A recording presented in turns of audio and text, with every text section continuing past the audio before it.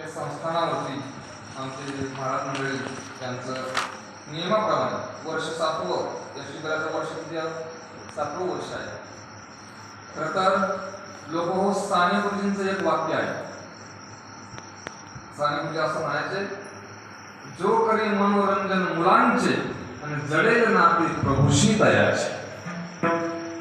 आपण जर मनोरंजन मुलांचं केलं, मुलांना चांगलं शिकवलं, मुलांना चांगले चांगले संस्कार दिले तर आपल्याला देवाची प्राप्ती.